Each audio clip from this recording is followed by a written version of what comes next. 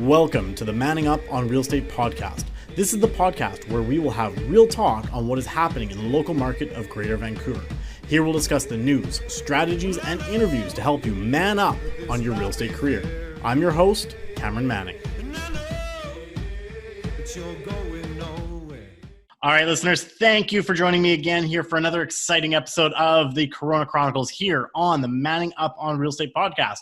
This is your host, Cameron Manning. And as always with this series, we're bringing you interesting speakers that are going to help you guys either maintain and stay solid during this Corona isolation that we're doing, or possibly help you to level up when we get out of this isolation, be able to take advantage of the upcoming markets that we're going to have and be able to grow, because the biggest millionaires are made during recessionary times. And as we all know by now, we are entering into that recessionary period. Kelly and I talked about it on a recent podcast, and it's going to allow you guys, if you know how to take advantage of it properly, a way that you can build that portfolio. And no better person to help us do that today than the man himself, Kyle Green with the Green Mortgage Team. Now, Kyle has been no stranger to this podcast. He's been on here before. So we're not going to go dive too much on Kyle as a broker and really who he is or what he does. You can check out that podcast. But we really want to dive into the meat and potatoes to help you guys through this Corona time. So Kyle, welcome to the podcast again. Hey, how's it going? Good, my friend. Good. How are you surviving out there? You know, it's actually been interesting. So the first 6 weeks of this whole COVID situation, we've actually been way busier than normal. A lot of refinancing and just in general, we had a pretty busy start to the spring market. But on top of that too, you've got so many things. You've got to prepare for COVID, right? Preparing and getting my team to work from home, which actually was very, very easy for us. We're all digital and everything is stored electronically. So being paperless already made that a lot easier. But just receiving information, being able to get information out the door, and lots of inquiries, people asking about payment deferrals, things like that. I put together a good COVID primer that's 25 pages long that took a Saturday to write up. But now I have it. Now I can put it out there, and it's a lot of information for people to read. So it's been an interesting time, man, for sure. Some long hours, and I'm missing the gym, man. I'm missing the gym. Yeah, no kidding. I mean, it definitely takes a lot of change. I mean, I've spoke about it before, but working from home has been definitely something that's really different, because my house was not set up at all for productivity. I mean, when I did have to work a little bit from home, it would be just like on my coffee table and just get her done. And right now I have to do this podcast studio. I've got my YouTube studio here. I've got my full office set up with dual monitors. I mean, I've had to bring it all home because it doesn't make sense to go to the office as often as it did. And luckily for you guys, as you mentioned, you guys are fairly digital. I mean, there's not a lot of times you're doing necessarily in-person meetings with clients. You're not bringing them into the office that often. A lot of your business was predominantly, digital to begin with, right? Yeah, it was. Yeah, so that obviously just means that you guys don't get to hang out together in the office, and it's a lot more, I'm sure, Zoom calls and everything else like that to stay on top of everything. Yeah, definitely. And one of the books I'm reading right now is about leadership, and I've been focusing a lot more of my my time that I normally spend reading or watching YouTube videos and stuff. It's been a lot about leadership, because how you lead your team through this type of situation is really, really relevant. And also just trying to figure out how you establish and maintain culture during a time like this where everyone's working from home, right? So I'm trying to have a lot of one-on-one phone calls with my team, here and there, and just let them know where things are at, and just be really transparent with where exactly the business is at too. I want everybody to know that we're okay. I've taken some steps and measures to make sure that we're good. And make sure that everybody knows that and feels comfortable and just can focus on doing what they need to do. And I'm sure we'll talk a little bit about that later on. So. Yeah, totally. Well, actually, I kind of want to jump into that, what you're saying, taking steps and measures to make sure that the business is okay. I know with our team, it was a lot of cutting unnecessary expenses. I'm sure you guys probably did a lot of that, really auditing what systems you had that you were paying for that were relevant to keeping you going throughout COVID. I'm assuming you did something very similar to that. Yeah, absolutely. So I went through. Usually, you can get a pretty good idea by going through about 3 months of bank statements, as well as my corporate visa, and I also did the same thing for my personal side too. but went through my corporate credit card, and my Max and myself. So Max is my office manager. We went through this and looked at every little item. Like, Max, can you call this service provider and see if they can give us 6 months for free or 3 months for free? Do we really need this? Do we need 7 Adobe Acrobat licenses? Can we get by with a little less? And we trimmed down in every little area we could possibly trim down. Some difficult conversations too. We sponsor a few groups, and I had to make a couple of tough calls and say, hey, you know what? It's just not prudent for me to be paying money to be sponsoring something where, frankly, there's probably just not going to be much business coming in from that source. At least during these times, right? 100%, including my business coach too, which it's surprising that I would make that call, because frankly, you probably need your business coach more today than you ever do need them otherwise. But I, made a call to my business coach, explained the situation, and just said I need a 3-month, potentially plus hiatus on payments. And he said, you know what, Kyle, I know you're going to need me a lot more than ever. Tell you what, no worries about the 3 months payments. Let's just continue to act as if we're normal. So, conversations went much easier than I expected, frankly. And I think it's because everyone recognizes the situation that the world is in. I mean, this is not isolated to Vancouver alone. This is a global thing. So I think a lot of the businesses out there, they recognize that they need to keep customers, they need to be flexible as well, right? Because if you're too stringent, then that's when the customer will say, fine, just cancel it completely, and you won't get them back. So yeah, a lot of businesses, I think, are taking the right approach in a lot of different ways to mitigate this. And again, from that team perspective, like leadership now, you were saying, it's more key than ever, especially when you're not in the office face to face with your subordinates. You need to have that strong leadership ability to be able to guide them virtually and over the phone, and making sure that at the end of the day, they're doing what's necessary for the business to still run, because it's super easy to slack off when you're at home. Yeah. I mean, there's so many distractions. If there's kids in the room, if there's great new Netflix shows that could be easily turned on and binged, right? So yeah, I like what you're saying, that you're really studying up on leadership skills and leadership books, because now more than ever, as a business owner, you got to be a leader for sure, yeah. Setting by example. Now, obviously, there's been a lot of other things that have come out of COVID that have been able to help, both investors and business owners out. I think the government is doing what they can to create programs out there.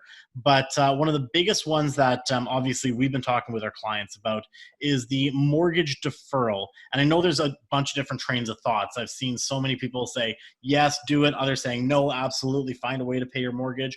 What are your thoughts on the whole mortgage deferral thing, specifically when it comes to the investment standpoint? Yeah, I think it's important to understand where you're at financially before you make a decision like that. So if you have $100,000 in liquid cash, and that $100,000 could service your mortgage payments for 2 years, then I don't think you absolutely need to do that. The reality is that deferring the payments does not make them go away. And you're now going to be paying interest, and interest will be accruing on this amount that you keep pushing back. So it does cost you money overall. And it's not wise to do that unless you need to, but you really need to. And this is a good exercise for everybody to go through, is you got to zoom out and look back at everything you have, first cutting expenses, but then understanding, okay, with this new budget of mine and how much money I have in the bank, how many months do I have before I run out of cash? Mm-hmm. And if the answer is like 2 or 3 months, then you should absolutely be deferring it. You don't want to be put in a position where you need to be making a rash decision like selling your real estate or something like that in a down market, right? So yeah, it's really important to just make sure, okay, how do I hold on to what I have? That's something that I've been doing in my business, which is what do I need to do in order to hold on to my staff? Because it's so hard to find good staff. And so it's a matter of, okay, what steps do I need to take to make sure that I can retain these people? Mm-hmm. Same thing for your real estate portfolio too. It's a matter of, what do I need to do to make sure that if I don't have any rent checks coming in for 6 months, can I afford all these payments? And the answer is no. Then it doesn't matter what the interest cost is going to be over time. you just need to defer your payments. Absolutely. Yeah. And then from an investor, I mean, there is some small benefits that they do get over homeowners, and the fact that if you do defer your mortgage and it costs you more interest, the interest is a write-off, right? Yeah. And at the end of the day, too, if those tenants continue to pay the mortgage long after COVID ends, the tenants are essentially paying that interest anyways, right?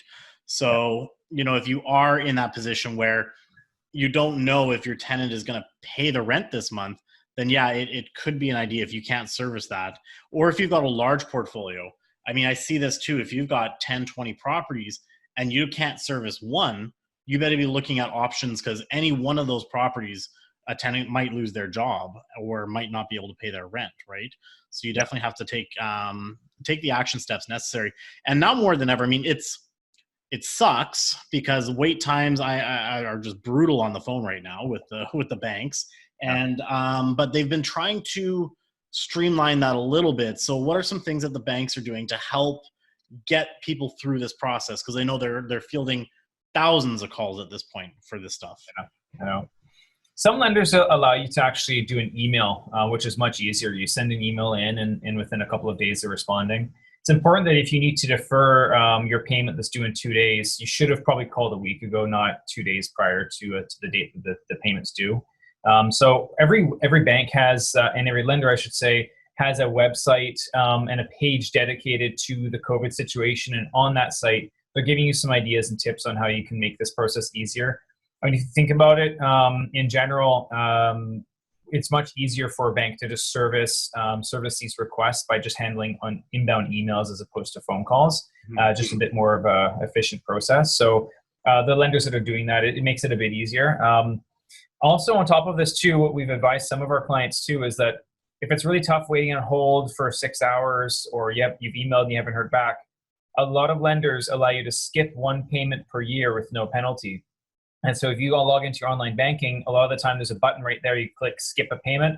Now you've bought yourself an extra month without having to go through an actual payment deferral process.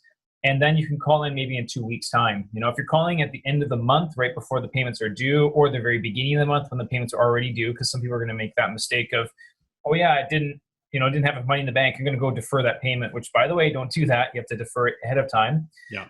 But don't do it right before the end of the month or in the very beginning of the month. Try and do it sometime in the middle, around when a payment likely isn't likely to hit the account. So. Right. Yeah, and it gives them time to process too. I mean, they are quite overwhelmed with the amount of contacts and calls. So that's a big thing. Obviously, that's an issue. Now, the one other thing that's been happening a lot, and I know in different conversations that we've had with you and some of the groups that we've been running, interest rates have kind of bounced around a little bit. But for the most part, they're staying fairly low right now, and the government's wanting to keep it that way, correct? So that way they can hopefully come out of this potential COVID issue without a lot of financial ramification for people, right? So maybe you can talk a little bit more about what's happening in interest rates, why they're bouncing around. I know it's a little more technical than I can explain. That's why I like to turn to you on all this stuff. Yeah, no worries. So whenever we're trying to predict and understand where interest rates are heading, we always watch the bond market. That's what impacts fixed rates. And then we like to see what the Bank of Canada is doing, as that would impact anybody in a variable rate mortgage. So if I rewind a little bit, in the springtime or I guess the winter time heading into spring, interest rates in general were falling. There's a couple little bumps here and there, but they were falling heading into March. All of a sudden, early March, they started to plummet. So bond rates and bond yields react to the marketplace very, very quickly. So as soon as it seemed like coronavirus is starting to become more of a thing, a lot of international money starts to flock to safety. And so if you're issuing bonds to raise capital, and all of a sudden a line of people are going out the door that want to park their money with you because it's safer to own debt than it is to own stocks, let's say, you don't have to offer the same rate of return, so you can drop your interest rate. So in general, whenever you have worldwide volatility, that usually pushes rates, bond yields down in safe markets like Canada, for instance. So what we saw as immediate change was, oh, geez, bond yields dropped and plummeted. And then we had rates that were very low for about a week. So pretty much every major bank was 2.34 for insured mortgages, and then somewhere around 2.54 to 2.64 for a conventional mortgage. We had those rates for about a week, and then went right back up again. Right, and those were fixed rates too, right? These are fixed rates, yeah. So they went all of a sudden they skyrocketed. So bond yields are part of the equation. The other part, though, is the lenders take a spread over top of bonds, and this is the cost for them to go out, lend money to people like you and me, bundle up the mortgages, and then sell them. Right. The problem is that demand for buying bundles of mortgages fell off a bit of a cliff for a little bit of time, right? Because all of a sudden, international investors are thinking, we really want to buy a bundle of mortgages in an asset where perhaps if real estate values are completely plummeting, if they do that, you really want to be owning debt associated with real estate.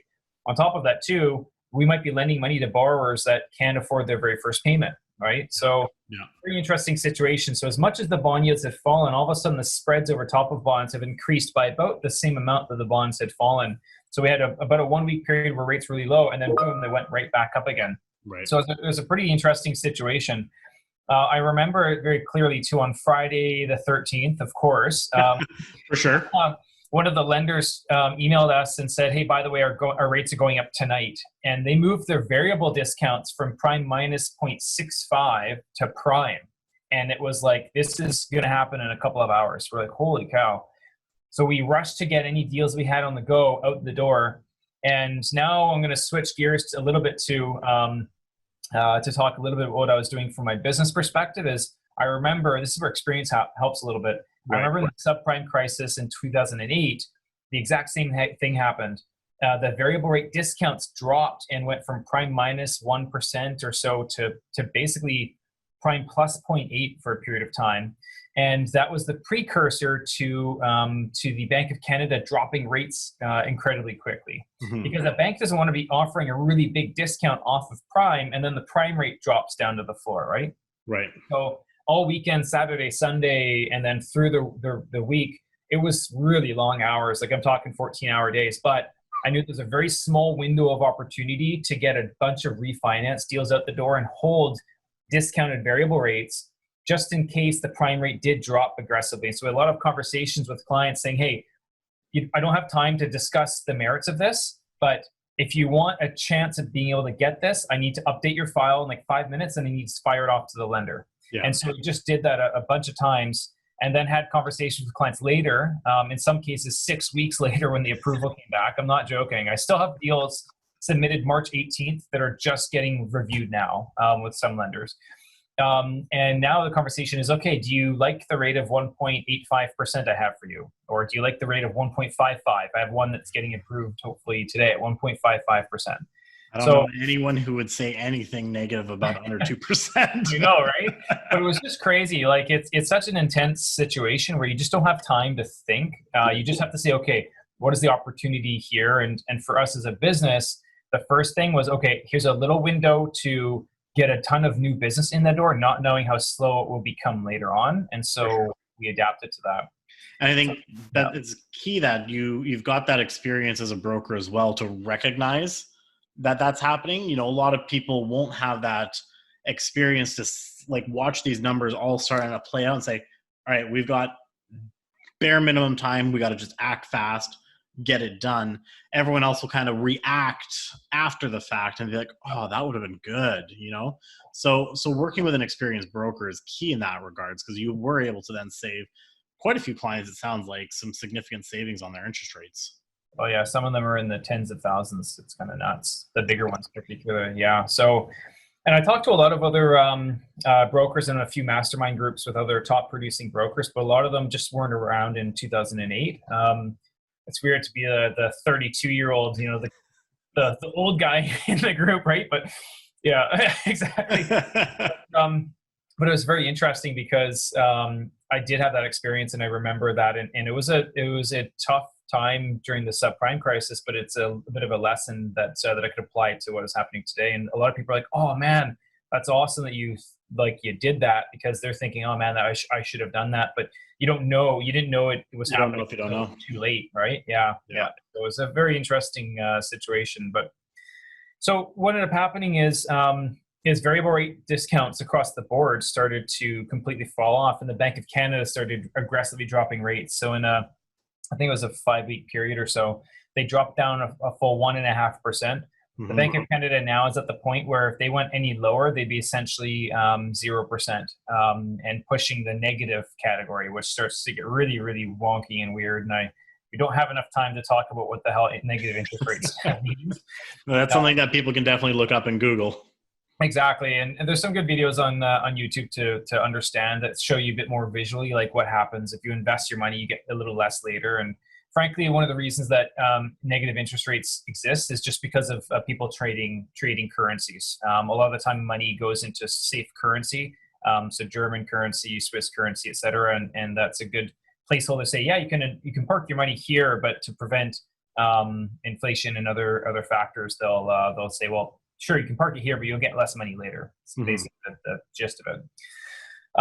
Yeah, so what ended up happening is variable rate discounts went all the way up to prime or prime plus at the same time that the Bank of Canada started dropping, and a lot of people view that as, hey, the banks aren't passing on the savings, but the interest rate, the net rate, is still lower than people taking a variable, even 8 weeks ago or 10 weeks ago, because it used to be 3.95 and now it's 2.45. So big difference there. Yeah, but over the last couple of weeks, what's ended up happening, and this has been my prediction, is that you have bond rates, so fixed rates. You have bond rates, and then you have the spread over top of the bonds to determine what the fixed rate pricing is for a borrower. I'm expecting, and it's starting to happen, that spread, that risk premium is going to start to shrink, because I think in general, high volatility will cause things like this, where that spread jumps way up, and people just not knowing what's going to happen. Now, I think people understand, even though it's not good news, people understand what the COVID quarantine world looks like. Yeah. And you can assess, okay, now we had to build in a big premium just in case things really haywire. And now that we have an understanding of what quarantine means, okay, maybe the risk pricing should be somewhere around here. And so we're finding that risk pricing is starting to decrease, and bond yields have not gone up. And so we're seeing fixed rates start to slide back down to where they were before. Not quite there. They still have a bit of a ways to go. But I do expect that fixed rates will continue sliding for the next couple of months as we reach, not the end of COVID, because it'll be hanging around for a while, but when we're getting back to some semblance of normalcy. So I'm expecting, for anybody that's in a variable rate, it may be a good time to look at locking in their mortgage in about 3 months or so, maybe 4 months. And we'll be sending out information to our database just to let them know, hey, by the way, I think we're at that low point again. If you want to lock in, which is to be determined, now might be a good time. Yeah.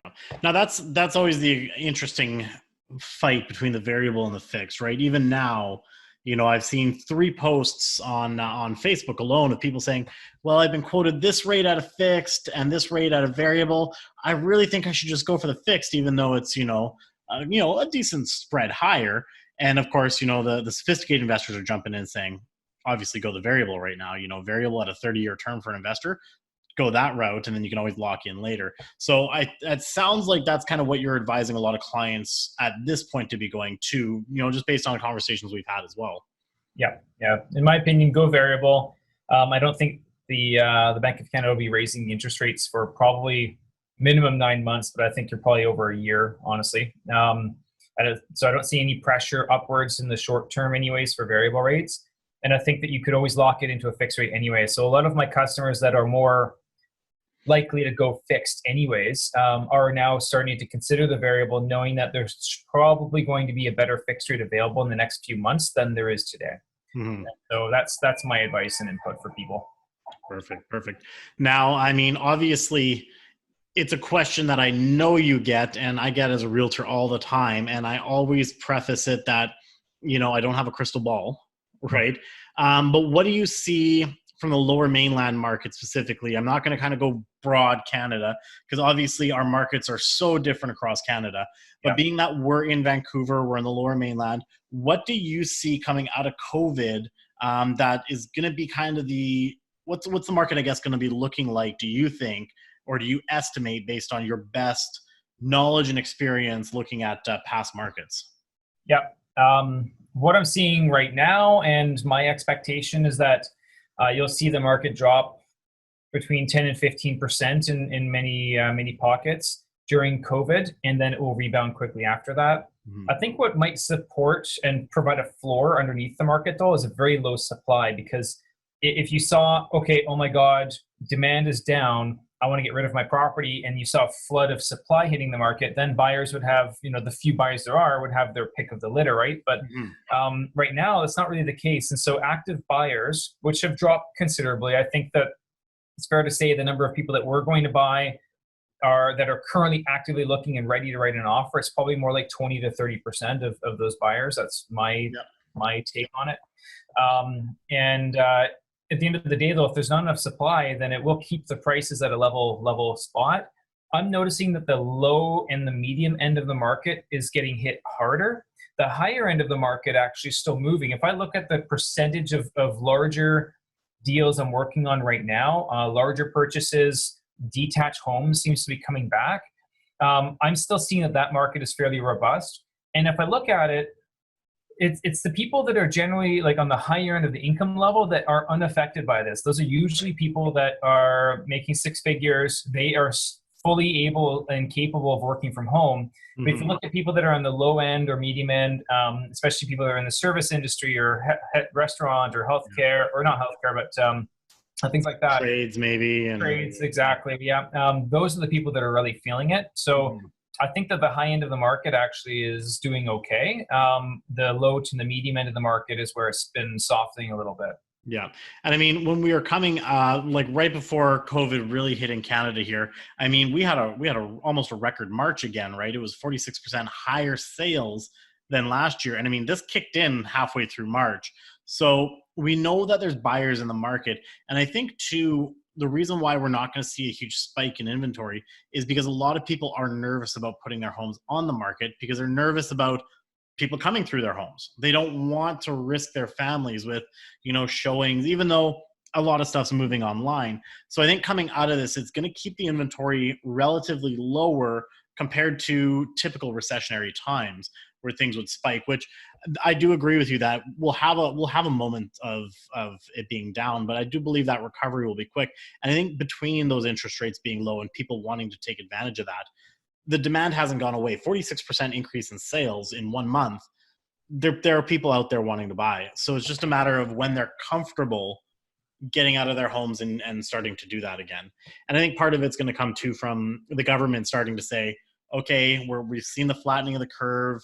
We're going to start opening up sectors again. And as people feel comfortable, they'll get out and start buying again. So I agree with that. I saw a US study that was done to talk about, okay, the number of people that were actively looking before COVID and what those segments of people were doing now. And they broke it into 3 segments. People that are still actively looking and ready to write an offer. And I think they had a percentage of like 19% or something like that.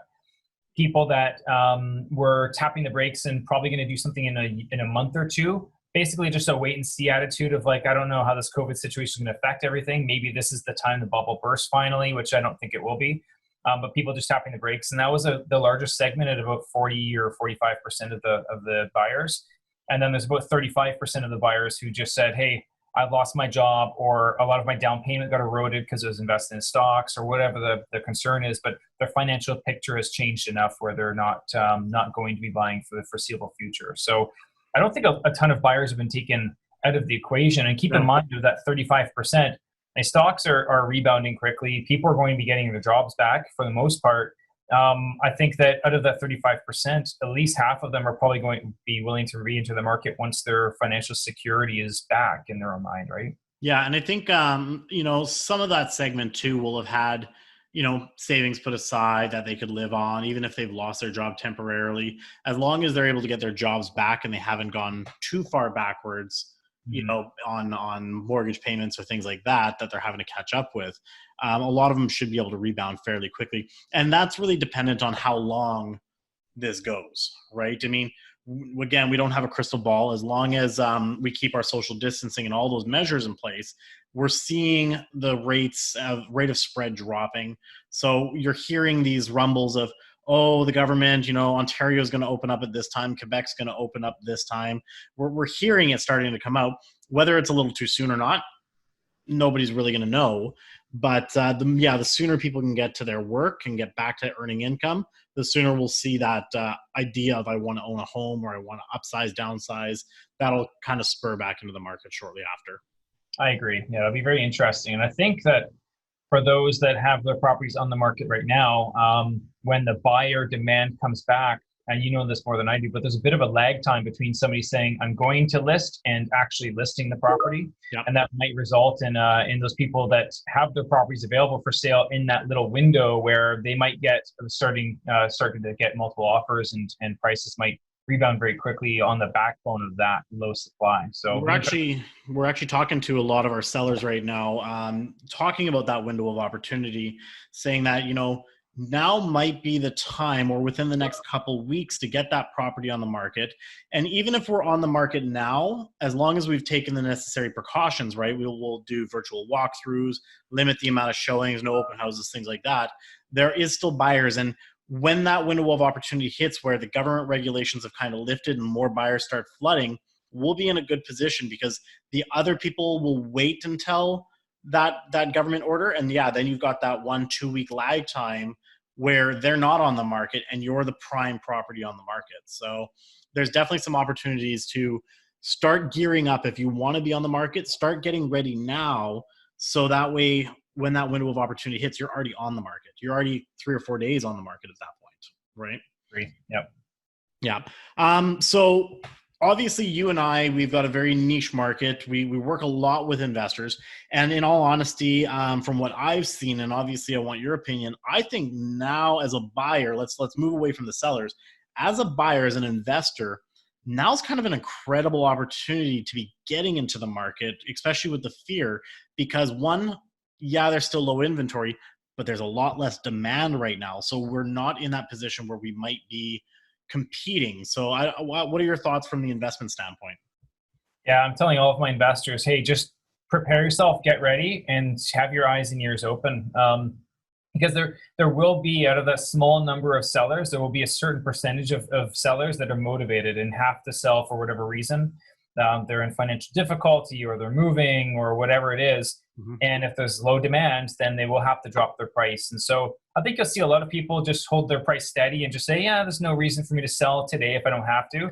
Yeah. But those that need to sell are going to be dropping their price, and it could be a really good opportunity as an investor to just negotiate and pick up a deal, which frankly, given how the market was starting off, that wasn't going to be an option 3 months ago, 2 months ago. The market was ramping up, and it was becoming a more balanced, or even slightly edging towards a bit of more of a seller's market, right? Yeah, we were definitely noticing the sales to list ratio was pushing a lot of categories in most cities, actually heavily into that seller's market. We were seeing upwards of 20% sales to active at one point. Wow. So it really pushed fast into that seller's market, especially in the detached. Detached did lead the way for a bit there, and I think it was an affordability thing. But what we're noticing from the realtor side of things, looking for investors, is there's a lot of cash flow opportunities right now. Suited houses, specifically in the valley, and all these things. And if you're investing for the right reasons, right? And I always say it's investing not for the gain of the property market, because that comes over time. But if you're investing for cash flow and equity pay down, there's some good opportunities. And let's say hypothetically, if we did see this prolong and we start seeing an increase in possible foreclosures, or people who are fire sailing, and we're seeing people getting out of the market, where are they going to go? They're likely going to move back into that renting category. And we already saw our vacancy was so low for like the last 3 years. That would just put increased pressure on our rents, which as a landlord, if you're getting into the market and getting good properties that will rent well, then you would definitely increase your cash flow in this time as well over the next couple of years. Yeah, I agree. I think it's just in general, it's a good time to be looking. And there's not as much of an incentive to buy the first thing that you see, because there's probably not a bunch of people jumping over each other to buy that property. Yeah. That being said, properties that are priced well, I still see that. I still see a lot of multiple offer situations for the right deal. But I think in general, it's just a matter of, hey, buy something where the numbers work. And this might be a little window of opportunity for you to pick up something that as soon as COVID is back and is over, and values are back and 10% to 15% higher, if I'm correct, then it'll be harder to cash flow property again. Exactly. You're going to take a lot of properties out of that cash flow equation. And as an investor, I mean, really, you can write offers sight unseen, right? Run the numbers, look at 10 different properties, find out which one looks to be the best opportunity, and then write an offer subject to viewing. You don't need to be that typical buyer who goes and has to see the properties first and then runs their numbers. Really, the only reason you'd ever go and see a property as an investor is just to verify it's as advertised, right? Because really, at the end of the day, it's the numbers. Yeah, I agree. No, I'm in the same boat too. I always tell people you can write an offer subject to viewing, and what's wrong with that, especially during COVID? In fact, in general, as an investor, that's the way I structure things anyways. I don't want to go view a property unless I know that I've run the numbers first and make sure that the seller is willing to agree to the price that I want it at. Because if I'm going to spend my time driving out to a property, looking at it, and then I go to negotiate and the guy's like, nope, I'm only taking my list price and that's it, then well, I've just wasted a couple hours of my time. And as an investor, you have to create a bit of a funnel system and do what you can to be as efficient as possible to run the numbers and go through as many properties as possible to figure out which one is the right opportunity. Yeah, and then you zero it down to your top 2 or 3, fire an offer on each one, and settle on the one that gets the best deal possible for you for your portfolio. So, yeah, I'm expecting that over the next little while here that my investors are going to be keeping me busy. So it's an interesting point, but I think that over the next little while, if values do continue to drop, then we'll see a lot of first-time home buyers say, I'm just going to tap the brakes and see what happens. And the investors are going to start swooping in, and then they'll probably create a bit of a floor in this market because they know it's a bit of a short-term thing. Kind of like what you saw in the stock market. It was a free fall, but there's a bit of a floor where, nope, okay, that's as low as it's going to get because investors are willing to buy in at a certain price. And in my opinion, 10 to 15% off is a great opportunity for an investor to buy in. Absolutely. All right. I wanted to change up kind of what we're talking about a little bit and just mention something that has happened to you since our last chat on this podcast. And that was the fact that you're now a published author. I got here a copy here of Rockstar Real Estate Investing. So tell us a little bit about your book. I wanted to give a shout out to this and give you a little bit of kudos for that. Thank you, sir. It's been a really cool experience. The book was not written to produce another income for me. I think it was just really an idea of creating a book that allowed for me to just have a little bit more credibility, build my personal brand a little bit, and frankly, just to have a nice, expensive business card. At the end of the day, somebody's like, yeah, I'm interested in buying a property. Okay, cool. Here's a book, right? So it gives people a bigger reason to talk to me instead of their bank or whoever else. And it also educates the client too, so that way when they do talk to us, they have a pretty good idea of what the fundamentals of investing is all about. That's really what the book is based on. It's really just teaching the fundamentals in a really easy, simple way. Mm-hmm. My dad said that he read it, which is awesome. So it's like, okay, cool. If my dad can settle in and read good endorsement, he never does, right?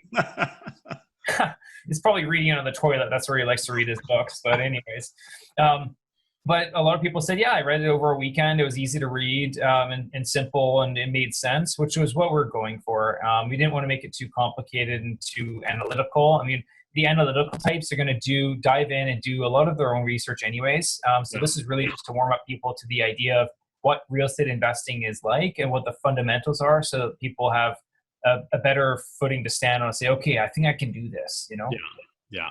Well, that's awesome. I mean, it's definitely one of those things that it's a big milestone in a business career too, when you are suddenly able to say like, hey, I'm a published author. And I believe too, the night that you guys launched, you actually hit the Amazon bestseller list that night as well, right? Yeah.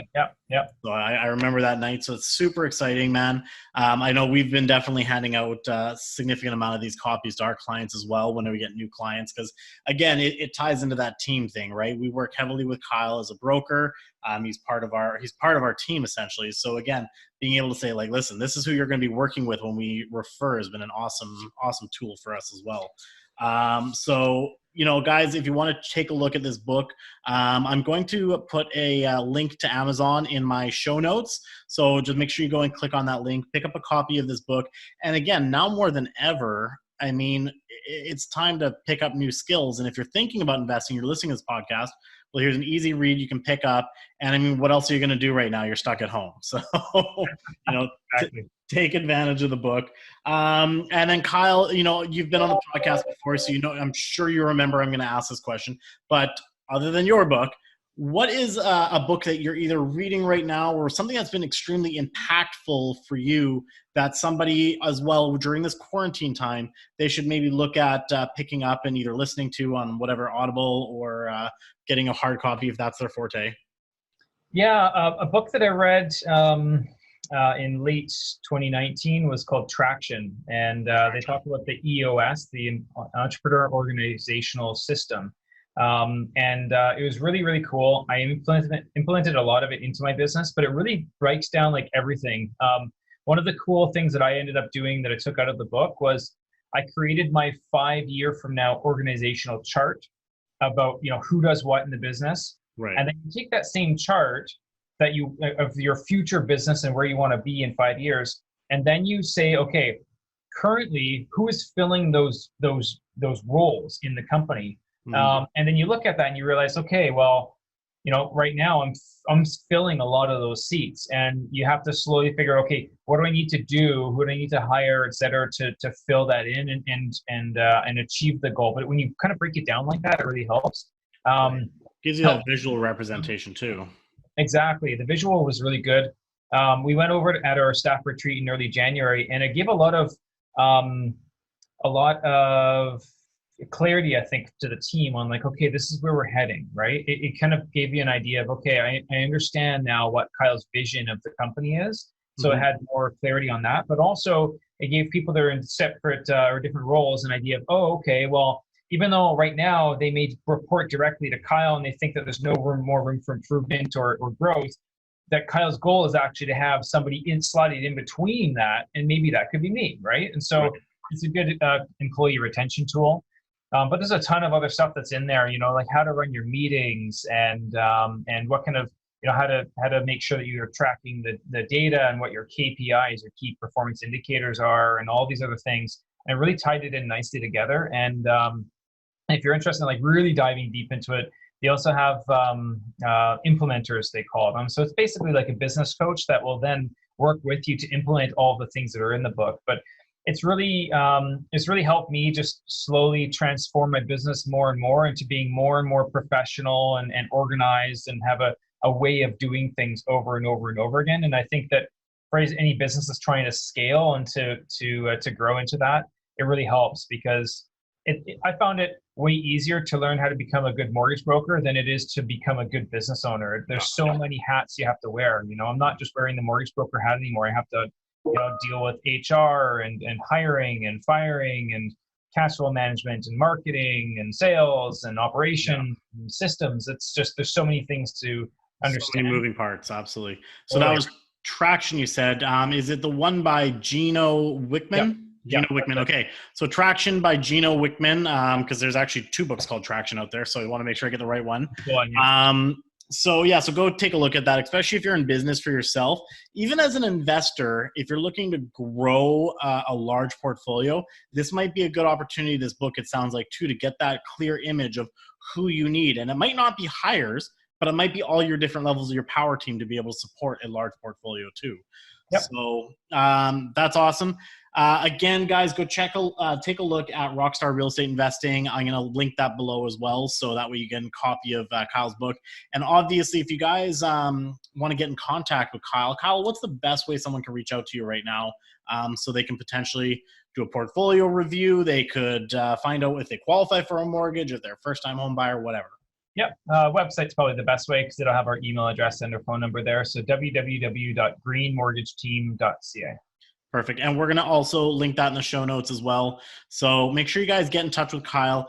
If you've considered investing or if you're looking to add more to your portfolio, now's actually when you're done listening to this podcast, turn it off, get on the computer, and reach out to Kyle right away because you want to get that ball rolling now versus waiting until everything settles down. Because the more clarity you have of where you're at right now, the faster you can get into action and take advantage. Kyle, thank you so much for taking your time. I know you've been smoking busy right now, but you've taken some time to talk with us today. Give us some good advice right now on what's going on with COVID and the financing side of things, some strategies that they can do. I appreciate it all, as always. You've been a real resource for us in the last few weeks with our clients, so we do appreciate that. So I just wanted to really thank you so much for coming on the podcast today. No problem. It's a fun experience, and looking forward to the next one. Sounds good. All right. And for everyone listening, if you guys want to connect with this podcast a little more, you can always reach out to me on either Twitter or Instagram using the hashtag ManningUpRE. And if you want more content, more video content, more how-tos, more investment strategies, you can always go to my YouTube channel, youtube.com/Cameron Manning to get more information. As always, I appreciate everyone listening in and giving the great feedback that you've been giving. If you guys want to give a little bit more back on this podcast, I do appreciate if you drop a review over on iTunes. Let me know what you're thinking about this podcast, and that will help this podcast gain more traction out there and allow it to grow. So again, thanks so much for listening. And Kyle, I'm sure we'll talk soon. Everyone else, thank you so much, and we'll see you soon. Hey now, hey now, hey now, hey now.